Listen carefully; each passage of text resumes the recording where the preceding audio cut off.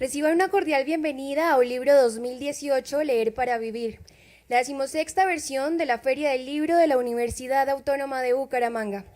En esta oportunidad presentamos el lanzamiento del libro Hermenéutica y Derecho. Hoy contamos con la presencia de Jorge Eduardo Lamo Gómez, decano de la Facultad de Ciencias Jurídicas y Políticas de la Universidad Autónoma de Bucaramanga, abogado de la Universidad Externado de Colombia, especialista en relaciones laborales, derecho empresarial y docencia universitaria de la Universidad Autónoma de Bucaramanga. Dentro de las investigaciones que ha realizado se encuentra la prevención de riesgos laborales en la Unión Europea y su desarrollo legal en España de la Universidad de Córdoba en España. Bienvenidos. Lo acompañan los profesores Luis Francisco Casas Farfán y Juan Pablo Sterling Casas.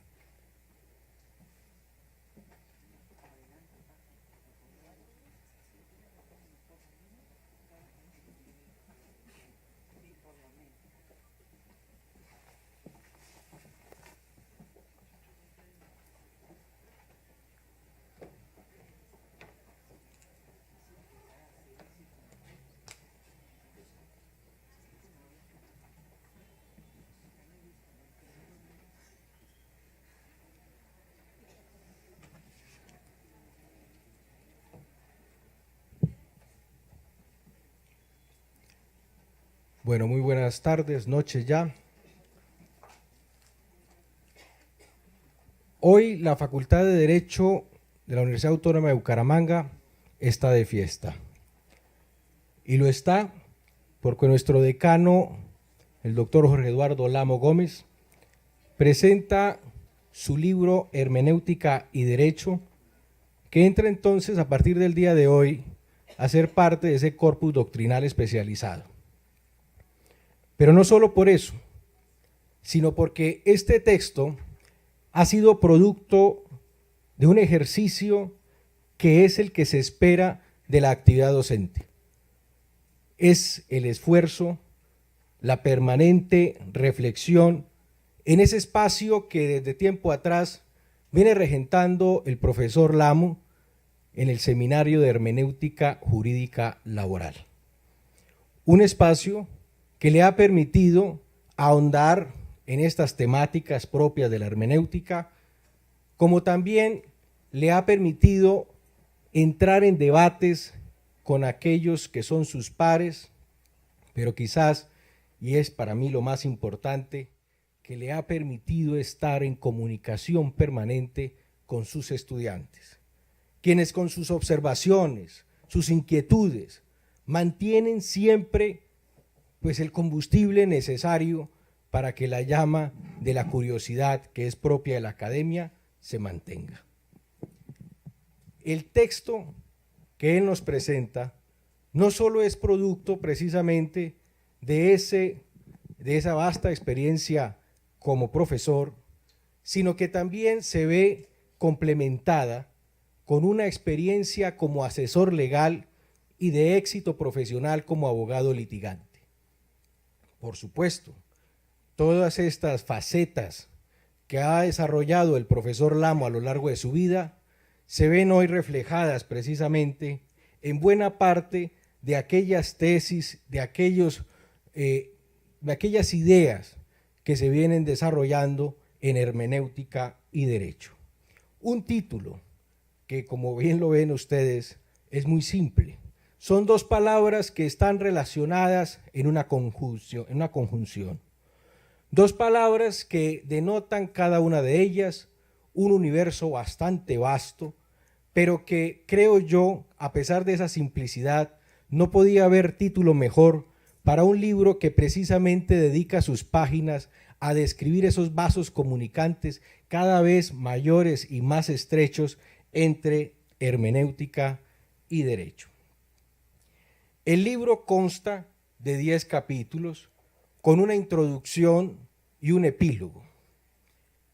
Me voy a referir a la introducción. En ella, y creo yo que es algo digno de destacar, el profesor Lamo empieza no directamente hablando de la hermenéutica jurídica, sino conectando precisamente el tema con la hermenéutica en general. Claro, nos comienza por recordar el origen etimológico de la expresión, esa bella metáfora del dios Hermes que sinceramente creo yo es la que mejor nos puede identificar con el concepto de hermenéutica.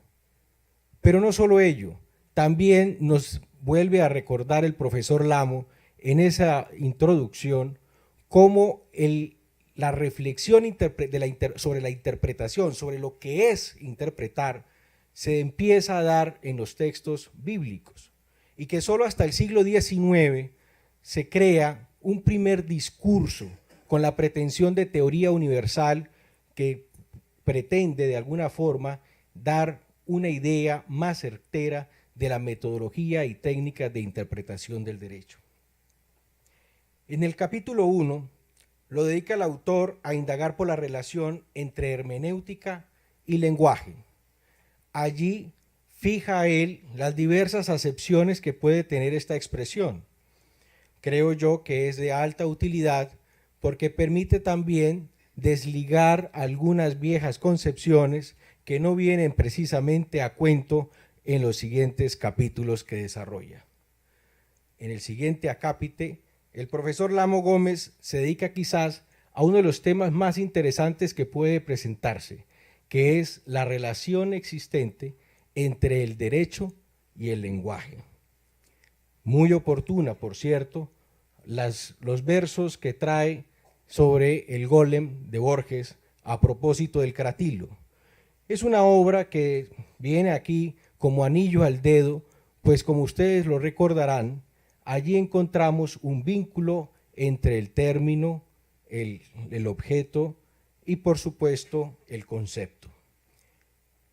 Telón de fondo, yo creo que podemos decirlo, si de una vez, telón de fondo de este capítulo es esa tensión que existe entre nominalistas y realistas. Y creo también que en este capítulo es importante destacar la forma como el profesor Lamo Gómez resume, muy hábilmente por cierto, la discusión sobre si el derecho se vale simplemente del lenguaje como un mero instrumento de comunicación o si realmente ese lenguaje jurídico puede ser constitutivo mismo del derecho.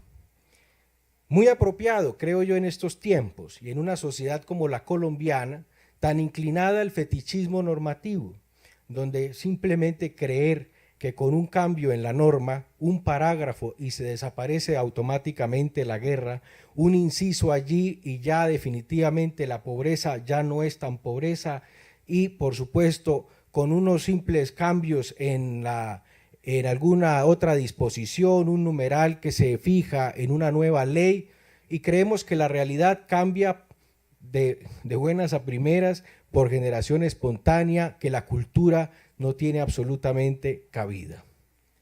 Creo yo que el capítulo además es un buen ejercicio intelectual, en especial cuando trae como refuerzo una serie de citas de sentencias de la Corte Constitucional que se han ocupado del tema. Llama especialmente la atención aquellas providencias que se han ocupado de normas del siglo XIX, disposiciones del Código Civil, disposiciones de la Ley 153 de 1887 y donde la Corte se ha ocupado de establecer qué tan constitucional puede resultar en el siglo XXI expresiones como cretino, idiota u otras tantas que se han venido usando en la legislación pues simplemente por tradición. Por supuesto que en el siguiente capítulo, el profesor Lamo Gómez se lo dedica a la relación entre hermenéutica jurídica y filosofía del derecho. Yo creo que es un matrimonio conveniente y digámoslo de una vez, indisoluble, porque cómo no hablar de filosofía del derecho cuando me voy a reflexionar sobre la acción de interpretación del derecho. Definitivamente saber qué entiendo yo por lo jurídico, qué es lo que yo entiendo hace parte de ese mundo jurídico, va a incidir en la forma como yo entiendo que es interpretar ese mundo jurídico.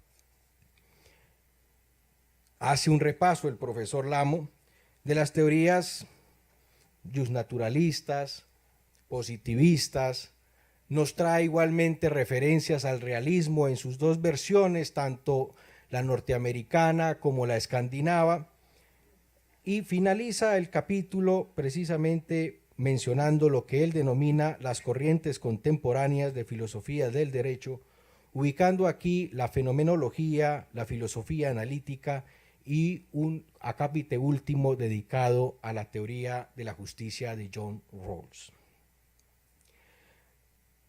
En el siguiente capítulo, el profesor Lamo Gómez nos hace otra combinación de términos. En esta ocasión le dedica o antepone a la hermenéutica jurídica también la expresión de argumentación jurídica. Y creo que muy bien pensado, porque, por supuesto, la actividad de interpretación está íntimamente ligada también con la teoría de la argumentación. No pueden escindirse. Aquí vuelve el profesor Lamo a recordar también su experiencia como abogado en ejercicio. Recuerda que esos abogados, esos operarios judiciales, o los jueces, o como los queramos nosotros denominar, es decir, aquellos protagonistas del quehacer jurídico, pues tienen que conocer de hermenéutica jurídica, pero también deben saber presentar los resultados de esos ejercicios interpretativos. Y para poderlos presentar tienen que conocer su auditorio. Y para conocer su auditorio tienen igualmente que adecuar su arsenal de argumentos, que por supuesto en una comunidad científica como lo es la comunidad jurídica no pueden ser de cualquier tipo. Son argumentos que han sido depurados por el tiempo, que están precisados por las normas. Son argumentos que además deben estar anclados en la lógica, en la dialéctica y por supuesto en la retórica.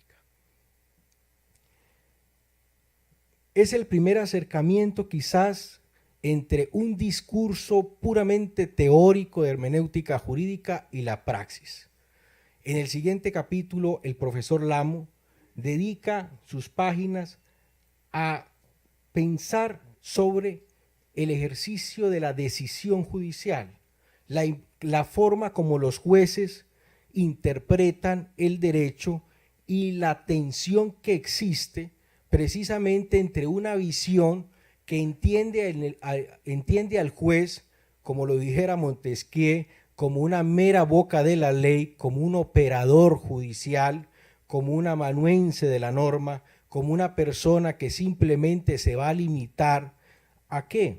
Pues a hacer un silogismo sencillo, donde se parte de la idea un poco ingenua, quizás romántica, de que todos los problemas de la sociedad que tiene que resolver están de alguna forma previstos en supuestos normativos. Es un mero amanuense de la ley. Pero al otro extremo encontramos otra visión de lo que es la actividad judicial. El juez que entiende que su oficio no es simplemente de ser un mero operador, un artesano de la norma, sino que en el ejercicio mismo de encontrar el sentido de la norma, de darle vida a esas disposiciones y de darle vida precisamente al aplicarlo a una realidad social, el entender que su derecho no es simplemente un cúmulo cualquiera de disposiciones dispersas, muchas veces hasta incoherentes, sino por el contrario se convierte en una herramienta que permite resolver de manera racional unos conflictos de una sociedad de carne y hueso, pues encontramos una visión de un juez que es realmente creador de derecho, es un juez protagonista del derecho. Esa es la descripción que precisamente nos plantea el profesor Lamo Gómez en este capítulo de su obra. Claro, para luego entrar a acometer un ejercicio sobre cuáles son, o tratar de hacer una descripción de las fuentes formales del derecho. Independientemente de la visión que se tenga del juez, del rol del juez, Lo cierto es que el material de trabajo de ese juez son las fuentes formales del derecho, y eso es lo que precisamente nos presenta en el siguiente capítulo el profesor Lamo Gómez. La ley, entendida en qué sentido, en una acepción formal, material, la Constitución, el concepto de bloque de constitucionalidad, el negocio jurídico. Quiero destacar aquí además que a lo largo del texto del profesor Lamo encontramos referencias a otros autores también de la tierra, de nuestro terruño. Y viene esto a mi mente precisamente porque el profesor Borges Orduz, una autoridad en el tema del negocio jurídico, es sin duda alguna, como de hecho lo hemos observado, uno de las principales fuentes en este capítulo que estoy tratando de describir. Viene luego un capítulo que en lo particular me genera cierta polémica, y es que habla el profesor Lamo de lo que es la interpretación judicial, legal, y en otro capítulo de la interpretación constitucional. Claro, cuando hablamos de métodos y técnicas de la interpretación, podemos decir que hay tantas clasificaciones como autores se han acercado al tema.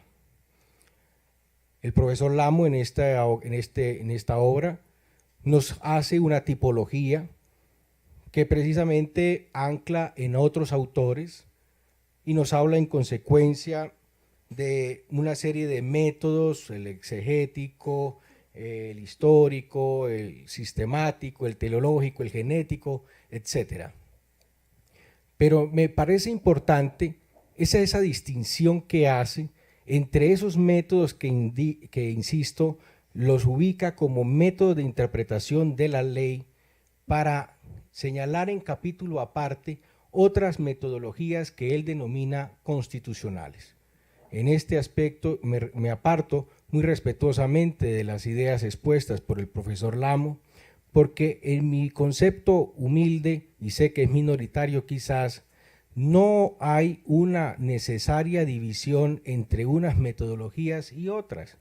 Creo yo que el tema central es la naturaleza y estructura de la norma, que es objeto de interpretación. La norma constitucional, por su misma estructura, mucho más abierta, una estructura que también está cargada de mayor axiología, pues hace que sea más proclive a esos ejercicios de ponderación, de razonabilidad, de balanceo, que son los que está precisamente destacando el profesor Lamo en el capítulo correspondiente. Sin embargo, creo que cuando él aborda este último tema de la interpretación constitucional y cita a la obra del profesor López Medina, termina él de alguna forma aceptando, con López Medina, por cierto, que esas metodologías de la Constitución son literalistas o son sistemáticas o son teleológicas, expresiones que, si lo vemos, coinciden perfectamente con aquellas que también identifican iguales ejercicios interpretativos de la ley. Pero bueno, es eso lo que hace valiosa una obra, que genere ese tipo de cuestionamientos, de inquietudes, de deliberaciones dentro de la academia y precisamente en el ámbito propio de la doctrina que se está aquí planteando.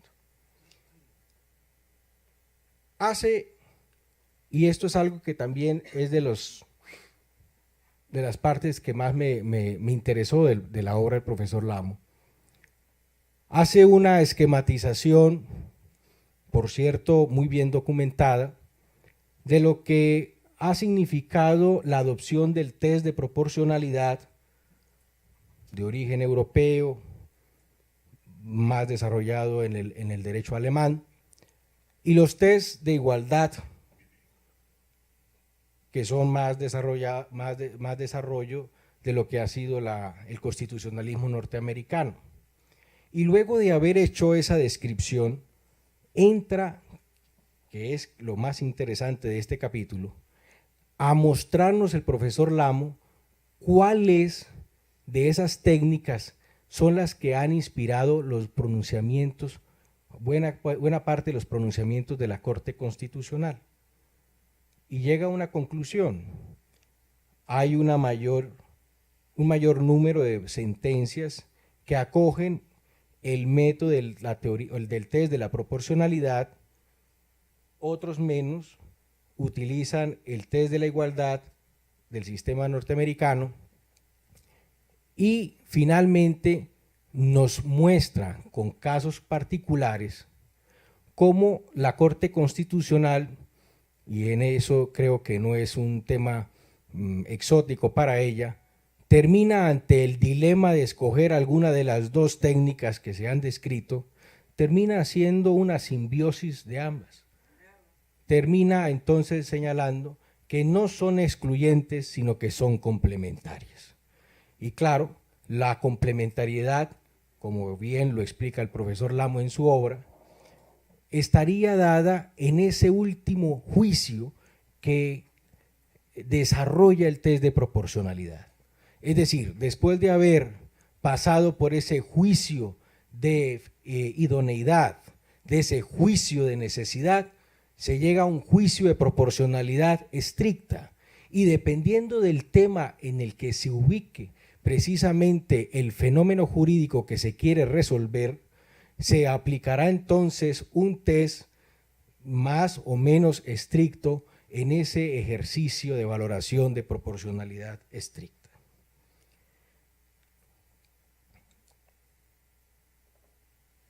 Hay un capítulo que igualmente está dedicada a la interpretación de los tratados internacionales. La fuente por excelencia que utiliza el profesor Lamo es el Tratado de los Tratados o Convención de Viena.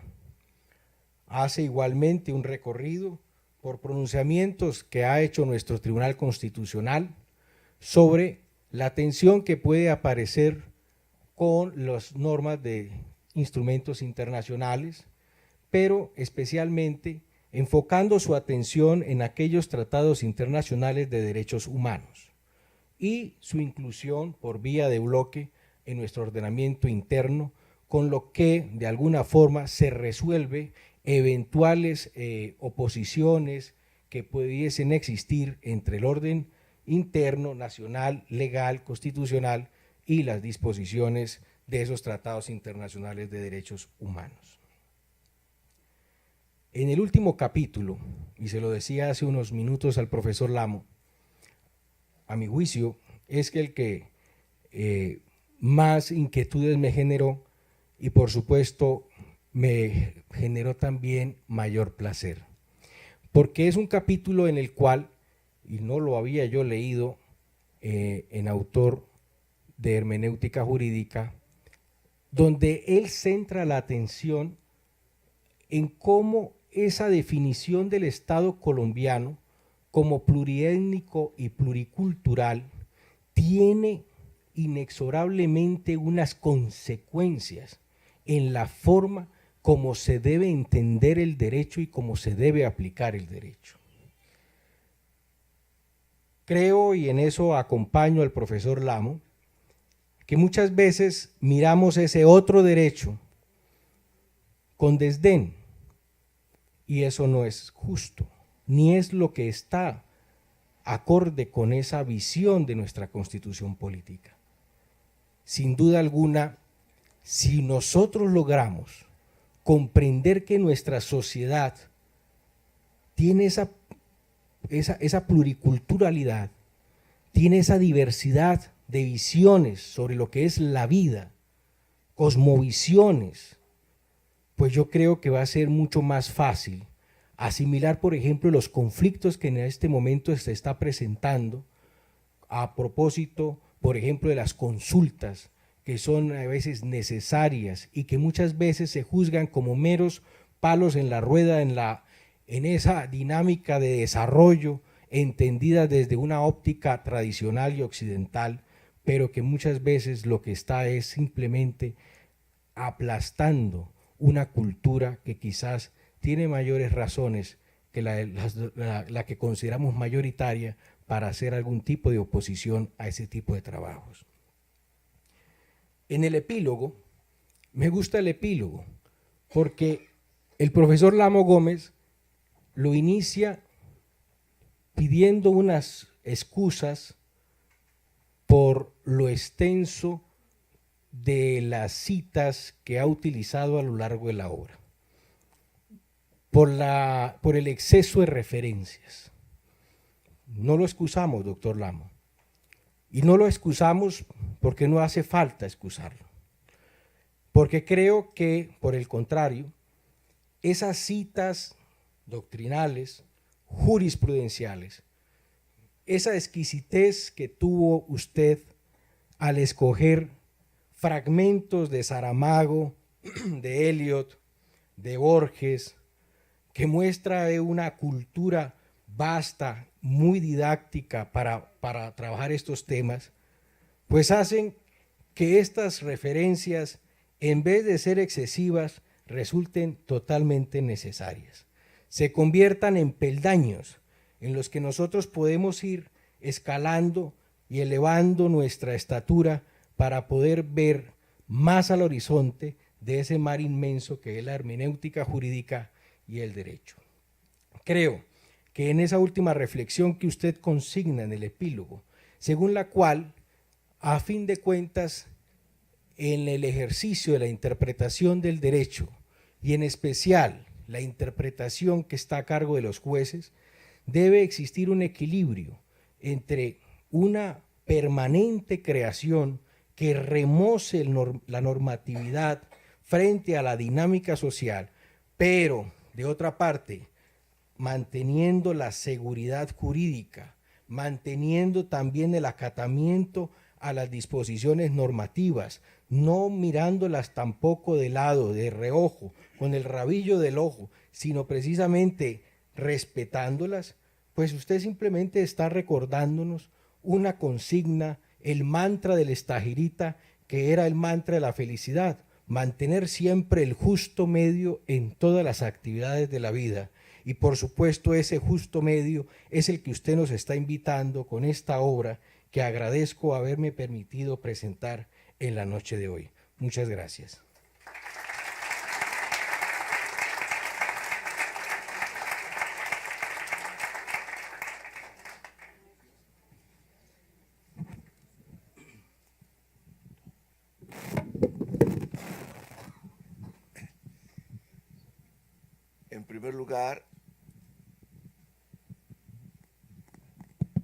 En primer lugar, muchas gracias, doctor Pacho, por haber dedicado su tiempo a leer estas casi 200 hojas.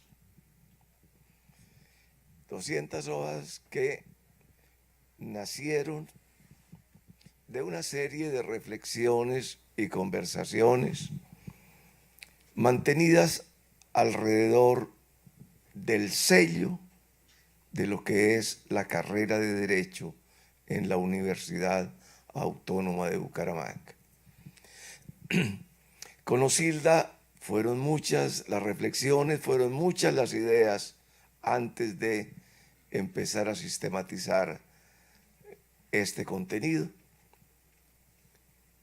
pero que ahí está, y ahí lo podrán ver, y ahí lo podrán criticar, con un problema grave.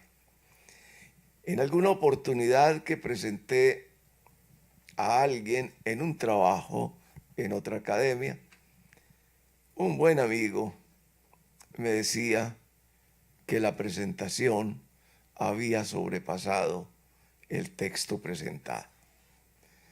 Doctor Pacho, creo que su generosidad y su conocimiento sobrepasó el texto presentado. Pero bien, las reflexiones a qué apuntan. En primer lugar, a la clara y firme convicción de que no se pueden formar abogados si no conocen acerca de la hermenéutica del derecho. Que la esencia del conocimiento del derecho está en la interpretación y que hoy, como lo ha reafirmado en reciente sentencia la Corte Constitucional en el mes de marzo de 2018, el texto de las interpretaciones en materia constitucional por la Corte hacen parte del ordenamiento activo y en consecuencia no pueden ser desconocidas. Pero, ¿qué es el derecho? ¿Cuándo surge el derecho? Son unos problemas que hay que empezar a analizar, que nuestros alumnos tienen que empezar a pensar sobre ellos y al fin y al cabo a tomar una decisión en uno u otro sentido. En mi modesto concepto, el derecho existe antes que el lenguaje. Es un hecho sociológico. Es el propio de la vida de una sociedad para vivir en armonía. Y el lenguaje solamente en muchas de las veces recoge ese derecho que ha estado ya vivo en la sociedad. Pero otro problema, al verter el derecho en un escrito, empiezan a presentarse una serie de situaciones por demás interesantes. Las proposiciones son parte del lenguaje. Entonces aparece el ligamen entre el lenguaje y derecho. Y en el lenguaje nos aparecen también una serie de situaciones de ambigüedad. El lenguaje pertenece como el derecho a la sociedad. El lenguaje es dinámico. Incluso hay palabras que con el transcurrir del tiempo pierden su sentido original. Cito un caso: concitar. Desde la etimología del castellano, concitar es apartar, es alejar. Y hoy se utiliza con un sentido totalmente contrario. ¿Cuál sentido prevalecerá? Pero es que en este caso de la formación del derecho y el lenguaje, hay temas que no había tiempo de trasladarlos acá, ni oportunidad, pero que son interesantes. El castellano. ¿Cuándo se forma y forja el idioma castellano? En primer lugar, por una necesidad de seguridad. ¿De seguridad de qué tipo? De seguridad jurídica. Y en segundo lugar, una seguridad de comunicación. Y por eso se explica, no porque los españoles fueran leguleyos, sino porque se abandonó paulatinamente el latín, en el que ya la gente no se entendía y no tenía seguridad de lo que pactaba, para ir consolidando el castellano como el idioma propio de estas gentes en donde se desarrolla todo el derecho obligacional. Vaguedades del lenguaje, relaciones entre el lenguaje y derecho. Derecho consuetudinario, derecho escrito. Son problemas que aparecen y que tienen un profundo interés. Y un interés que se va a trasladar desde el momento en que aparecen las primeras visiones de un derecho sistemático, como fueron las 7 partidas de Alfonso el Sabio. Don Alfonso, que no era sabio porque poco leía, que ni siquiera, es decir, no leía porque no sabía leer, no aprendió a leer, pero aprendió como buen gobernante a rodearse de gentes ilustres, y allí esas gentes establecieron que saber el derecho no es saber la letra de ellas, sino conocer su verdadero entendimiento. Y eso justamente es la esencia de la hermenéutica y la esencia del derecho. El doctor Casas hacía una referencia también a hermenéutica legal y filosofía. Y es claro, ¿cuál es nuestra posición filosófica? Un político hoy elevado a los altamares, a los alamares de la diplomacia en alta mar y fuera del país, decía que los derechos humanos no existían. Y es para su doctrina, su concepción del derecho, es totalmente válido ese acerto, porque él todavía está en Santo Tomás, en que señalaba como derecho positivo, derecho divino y un derecho humano, pero ambos afincados en las Sagradas Escrituras, y en ambos casos, entonces, los derechos humanos no existen, porque los derechos son creación de Dios. De un Dios judío que un autor contemporáneo, tampoco lo cito porque es un tanto irrespetuoso, decía que el Dios de los judíos nos había resultado muy abogado. Pero bien, la concepción del derecho se quedó en el derecho de Santo Tomás.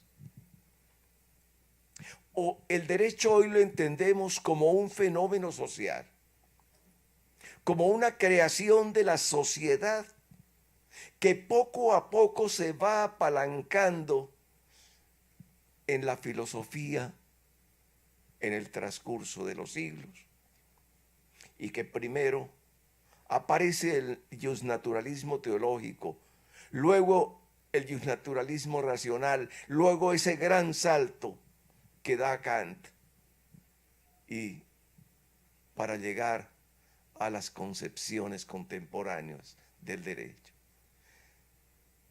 Primero, el derecho dentro de una concepción de no permanencia. El derecho como la sociedad va transcurriendo. Las verdades del derecho corresponden a unas verdades que se van creando con la necesidad de los tiempos. Y por otro lado, el derecho primero como una expresión de la libertad del hombre, en donde mi libertad tiene que ver con la libertad del otro, y en donde hay un cruce o entrecruzamiento de las libertades y del sentir de las normas. Luego, como una realidad social, donde los intereses de la sociedad son los que están en juego, hasta llegar a concepciones que necesariamente se trasladan a la interpretación que de las leyes se haga, en que aparecen unos criterios como el de validez del derecho, como una validez fáctica, y es en el sentido, o dada en el sentido, de que nos podamos haber apropiado del derecho, que lo sintamos como nuestro, casi que como la definición que Cortázar hacía del folclore, en que señalaba que cuando se oía una música o se veía una danza, si la sentíamos como nuestra, eso era el folclore. Y eso en buena parte es a lo que apunta Habermas cuando habla de la facticidad psicológica del derecho. Toda esta carga necesariamente tiene que estar trasladada al quehacer del derecho, a la formación del derecho, con una orientación política clara, no politiquera, política, que en este caso es de una filosofía política. En nuestro caso, Colombia, Estado social de derecho. Entonces, todo eso es lo que se trata de traer acá, reivindicando un derecho que no conocemos, pero de una riqueza infinita. ¿Cuál es la razón del látigo en las comunidades indígenas o en los pueblos indígenas del sur del país? ¿Es un castigo infamante? ¿O es una expiación o forma para que la persona vuelva a ser recibido dentro del seno de su comunidad? ¿Cuál es la situación del palabrero en los Wayuu? ¿Cuál es la situación que se da con los mamas arhuacos? Y en fin, aquí al lado nomás, en los Uba, tan amigos de la doctora, en que hay formas que realmente nos parecen bárbaras, pero que es su derecho. Y viene el problema, ¿hasta dónde respetarlo desde la percepción del derecho occidentalizado? Porque es una de las falacias que aquí hemos manejado de creernos parte de la cultura occidental, cuando realmente tratamos de entrar a la cultura occidental. Bien, yo creería que estas son unas primeras aproximaciones a este tema que resultan de suyo muy interesantes. Es un trabajo en permanente construcción. Y aquí hay unas reflexiones. Muchos de los ejemplos, la gran mayoría de los ejemplos, están referidos al derecho laboral, citas del derecho laboral. Pero no es un libro sobre hermenéutica laboral. Y en esto hay que hacer claridad si no se pretende establecer los fundamentos para desarrollos por nuestros estudiantes, que lo controviertan, que lo analicen, que lo enriquezcan, que quiten párrafos o capítulos que no consideren necesarios, pero como algo eminentemente dinámico, que es la razón de ser de la academia, de una academia que desde la perspectiva nuestra, de esta casa, no contiene nuestra enseñanza verdades absolutas, y todo el pensamiento está bajo sospecha. No porque seamos sospechosos y nos traigan la policía, sino la sospecha acerca de si es verdadero o hay otras verdades que deben sustituir las anteriores o complementar.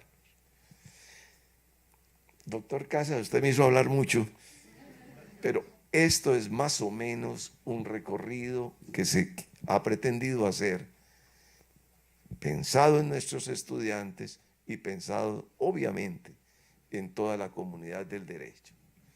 El derecho no es derecho si no incorpora hermenéutica. El resto es un simple repetir de normas, sin carentes de todo sentido.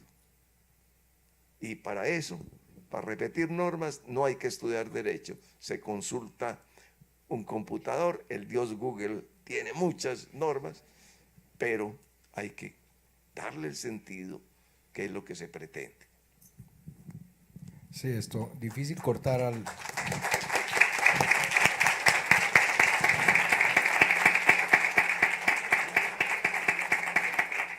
Es muy difícil cortar al invitado. No, ni más faltaba. Vamos a culminar este espacio precisamente con las reflexiones del profesor Juan Pablo. que, como ustedes lo saben, es un estudioso del tema de la hermenéutica, por supuesto de la hermenéutica jurídica, y que no solo ello es lo que justifica su presencia acá, su experticia, sino además porque es una persona que ha tenido la oportunidad como par de hacer precisamente la evaluación del texto. Entonces, profesor Juan Pablo. Muchas gracias, buenas noches para todos. En primer lugar, muy contento de estar aquí para este evento. Y profesor Lamos y el profesor Casas fue generoso, yo voy a ser más generoso todavía. Y quiero básicamente tocar 3 puntos, 3 ideas que son las siguientes. Acierta el profesor Lamo en mostrar que el libro tiene el sello de la Facultad de Ciencias Jurídicas y Políticas de la UNAV.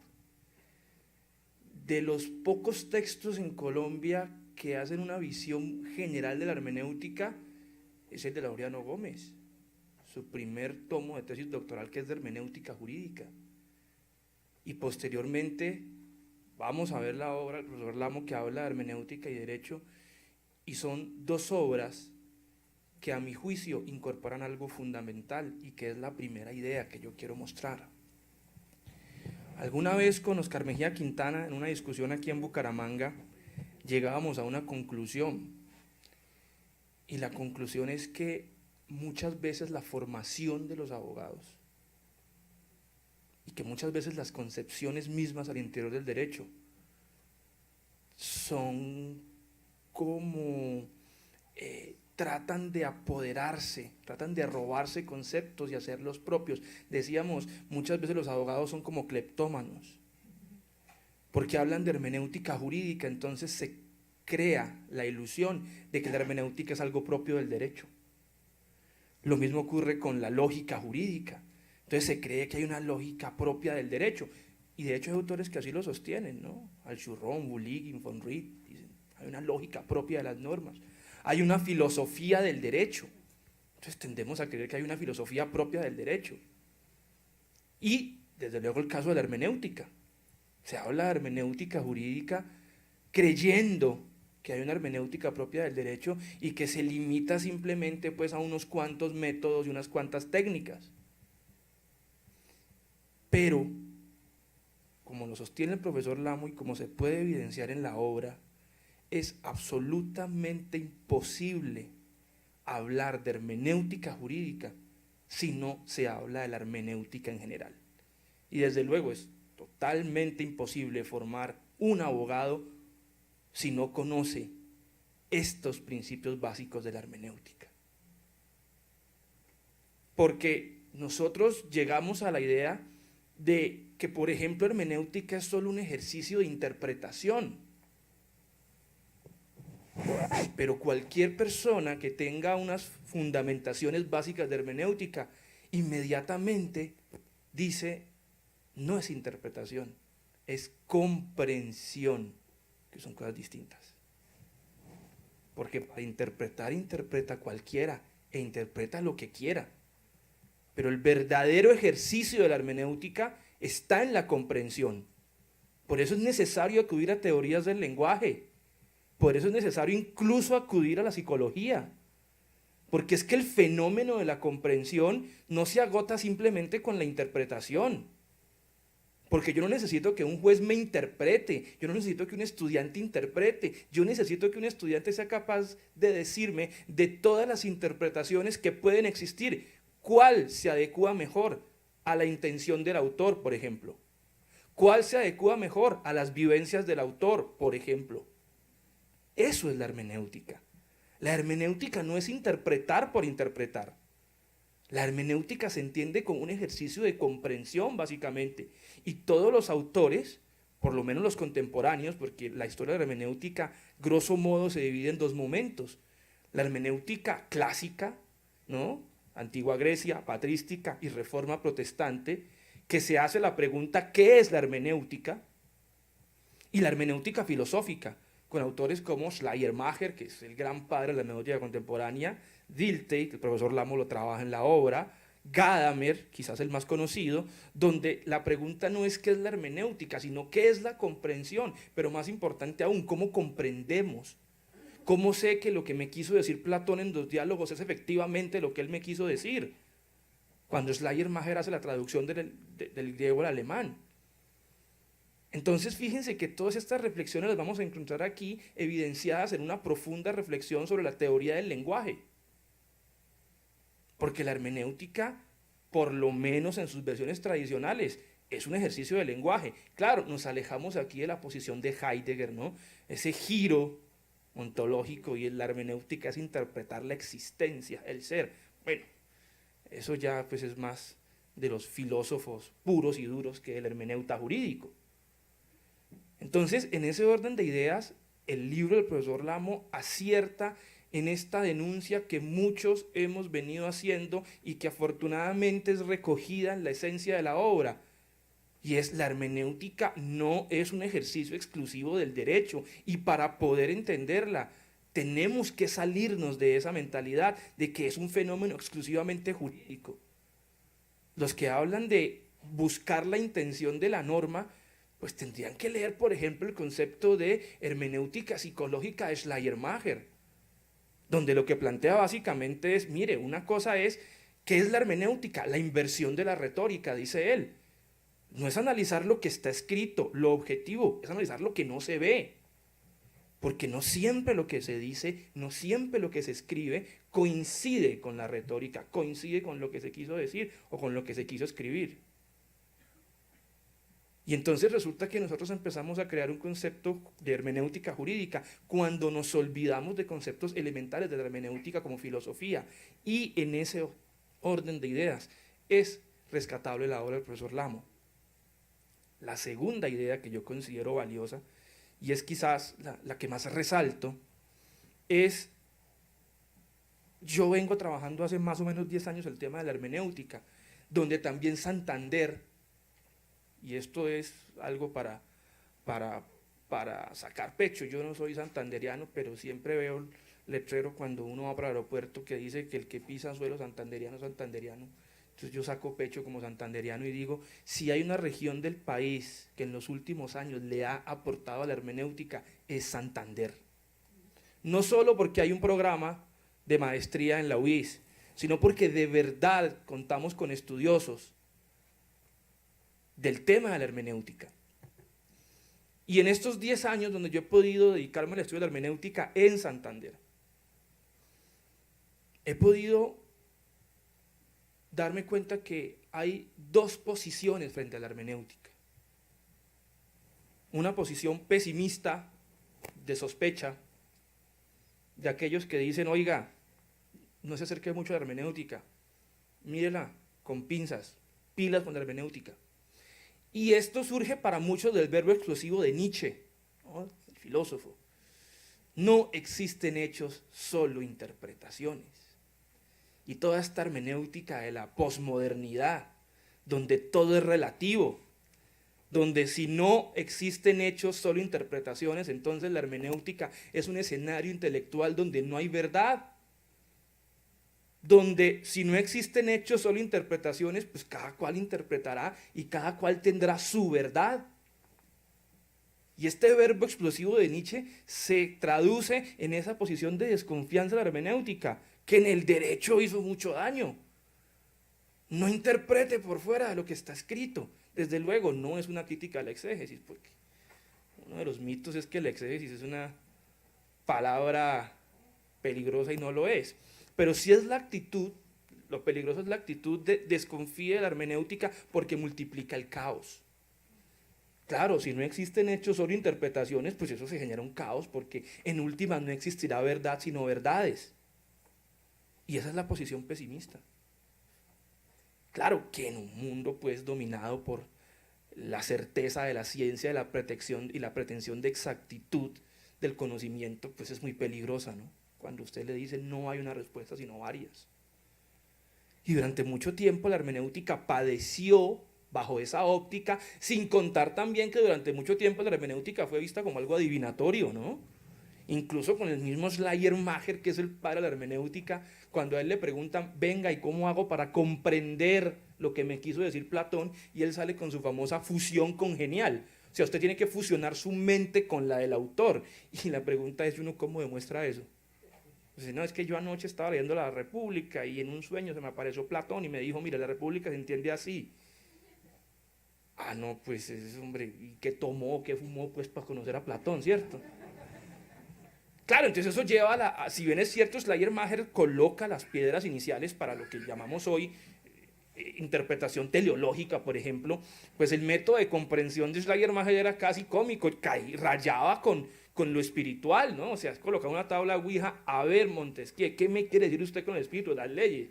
¿Cierto? Entonces, claro, eso a la hermenéutica también le genera una carga terrible y es como que, ¿cómo compruebo la comprensión? Y eso hace que sea adivinatoria, hasta que aparecen autores como Gadamer o Dilthey que la amarran a algo más objetivo. Aquí en el texto está explicado eso, ¿cierto? Y pasamos a una visión optimista, que es lo que más resalto de la obra. O sea, la posición optimista es, hombre, no nos creamos el cuento de que la hermenéutica es la que genera el caos. No se crea ese cuentico de que un hermeneuta es el que genera pues todas las divisiones, ¿no? Por el contrario, la hermenéutica, cuando se asume como método, es la encargada de corregir la arbitraria interpretación. O sea, la hermenéutica no es que me multiplique las interpretaciones, me ayuda de acuerdo a unos métodos, a unas reglas, a determinar cuál de todas las posibles interpretaciones es aquella que mejor me ayuda a entender la verdad. Porque el profesor Lamo toca a Dilthey y Dilthey es el que fundamenta la hermenéutica con una pretensión universal. Si bien es cierto, las ciencias naturales tienen la lógica como el fundamento de su método, las ciencias del espíritu sociales tendrán la hermenéutica. O sea, imagínense la importancia de la hermenéutica. Dilthey, uno de los grandes teóricos de la hermenéutica filosófica, preocupado por el enorme avance que han tenido las ciencias naturales de la mano de Kant, dice, hombre, ¿y por qué no buscar el mismo progreso en las ciencias sociales o del espíritu? Y empieza a hablar de las diferencias entre comprender y explicar.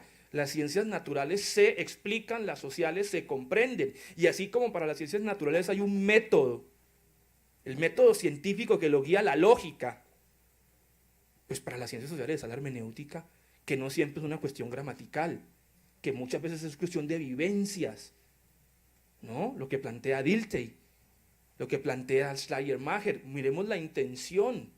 Si todo fuese gramática, no existiría hermenéutica, dijo Schleiermacher. No podemos dejarle todo a la gramática. Una crítica que más adelante será recogida por el mismo Nietzsche cuando dice que no nos desembarazaremos de la idea de Dios mientras mantengamos la idea de gramática. Entonces esa visión optimista de la hermenéutica la hermenéutica sirve porque me da las herramientas para poder corregir la arbitraria interpretación.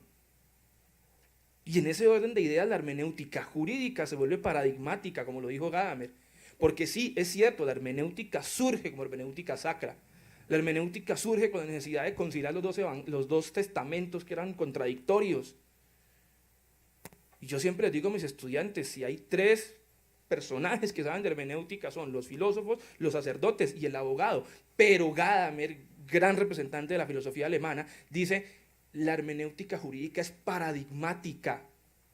Si usted quiere ver un ejemplo de hermenéutica que de verdad sirva y que sea riguroso, es la hermenéutica del derecho.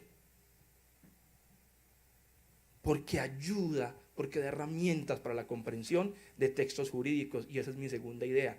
Y el tercer comentario, la tercera idea que quiero transmitir y que encuentro en la obra del profesor Lamo, que a mí personalmente me emociona, porque es un tema que a mí me sirve en la medida que realizando mi escrito de tesis doctoral, yo planteo una idea que el libro también de alguna manera planta una semilla y me deja a mí entrever la importancia de la teoría del texto, la importancia de la noción del texto jurídico en la obra del profesor Lamo. Yo planteo que nosotros debemos abandonar la idea de texto jurídico como aquello que está escrito simplemente en un código, una obra musical, una escultura, una pintura puede ser considerado texto. Con la particularidad, y se deja entrever en la obra del profesor Lamo, que el texto jurídico es un texto jurídico particular. La noción de hipertexto, por ejemplo. Hay un autor que se llama Roland Barthes, que es un autor francés, donde él plantea lo siguiente, dice, mire, hay textos, para citar a Borges, el jardín de los senderos que se bifurcan, el famoso cuento. O un autor eslovaco que se llama Milorad Pavic, que escribe una obra que se llama El diccionario de los Házaros. Es muy interesante. En Colombia, que yo sepa, solo hay un ejemplar en la Luis Ángel Arango. Pero el libro trata de un pueblo que debe escoger entre 3 opciones para adoptar una religión. Y el libro cambia dependiendo de cómo usted lo lea y dependiendo de si lee un fragmento que está justo en la mitad de la obra. Como el cuento de Borges, como Rayuela de Cortázar, que usted lo puede leer de diferentes maneras. Es decir, el lector ya no es un consumidor del texto, sino que el lector participa en la creación del texto. Eso es lo que Barthes llama los textos reversibles, perdón, los textos escribibles. Textos en los cuales yo participo y yo los interiorizo. No soy simplemente un consumidor. Por ejemplo, voy a leer Marianela de Benito Pérez Galdós, pues yo sé que hay una introducción, hay un desenlace, y no puedo cambiarlo por más que yo quisiera. Pero, por ejemplo, cuando uno lee el diccionario de los Házaros o el jardín de los senderos que se bifurcan, dependiendo de cómo yo lo leo, cambia el significado. La pregunta es, ¿por qué no pensar lo mismo de la jurisprudencia? Donde dependiendo cómo se lee, cómo se comprende, incluso cómo se argumenta, el resultado cambia. La jurisprudencia es un ejercicio narrativo bellísimo. Y eso implica cambiar un poco la noción de la teoría de textos. El texto como hipervínculo. Esa biblioteca infinita de la que hablaba Borges, donde este texto hace parte de otro más grande y me remite a otros. Esa noción de texto es fundamental en la hermenéutica, porque yo lo considero así. Yo considero que el derecho es un ejercicio de comunicación y de hermenéutica, básicamente eso. Y un ejercicio de hermenéutica, de una práctica hermenéutica estricta, donde se parte de que lo general es la incomprensión. Así la hermenéutica se requiere. Yo no debo asumir que cuando escribo o que cuando digo algo, el receptor lo va a entender. Esa es la práctica laxa de la que hablaba Schleiermacher, de la que con la simple gramática basta. Entonces yo escribo y asumo que usted comprendió. No. Hay que hacer una práctica estricta. Y en ese orden de ideas, estas 3 reflexiones que yo planteo se pueden encontrar en la obra del profesor Lamo, que yo celebro, profundamente emocionado, pueda salir. Porque son muy pocos los ejemplos, o por lo menos los que yo conozco en este país, donde se hace un abordaje de un fenómeno como la hermenéutica jurídica vista desde la filosofía del lenguaje, vista o tratada a autores como Dilthey, como Wittgenstein. Y ese es un mensaje muy poderoso, no solo para la academia, sino es un mensaje muy poderoso para los estudiantes. Y es que se toma la hermenéutica en serio, como debe ser. Gracias.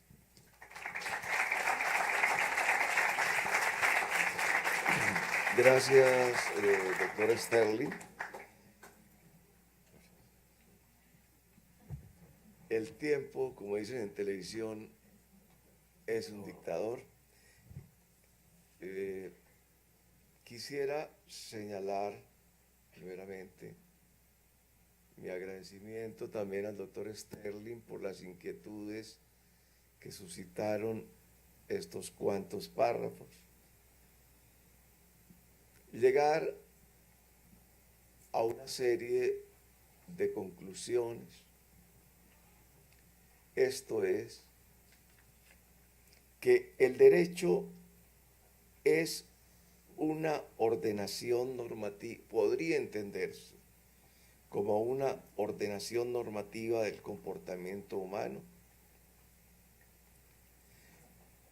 que el Estado corresponde a los límites, el derecho corresponde, perdón, a los límites del Estado y que hoy sobrepasa ya los límites de este Estado, pero que de todas maneras es una estructura de lo ético creada por el hombre, que el derecho es ante todo una reafirmación de la libertad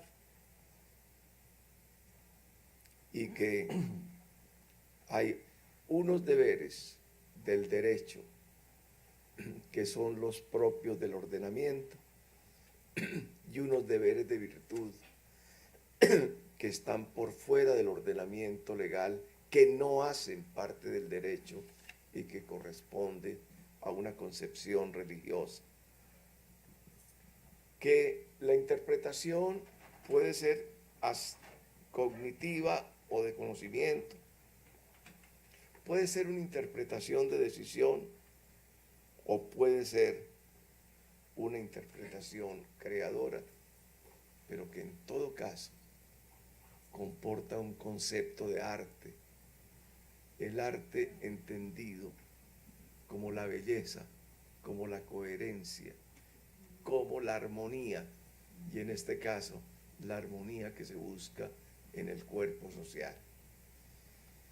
Agradezco a ustedes su asistencia y yo obviamente quisiera oír sus preguntas, si a ellas hay lugar, que si no puedo defenderme, aquí están mi mujer y mis hijos que me ayudan a defenderme. Aunque yo tengo una propuesta, si usted me lo permite, profesor Lamo, yo creo que las preguntas se van a absolver con la adquisición del libro.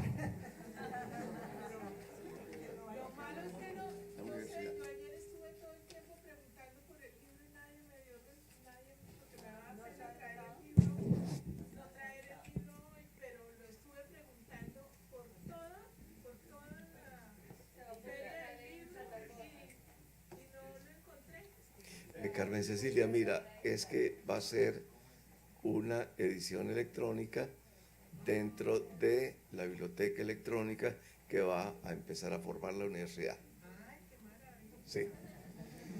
Seguramente yo sigo el ejemplo de nuestro buen amigo Gustavo. Voy a dedicarle unos pesos a una edición chiquita y a mis primas, como no les voy a llevar.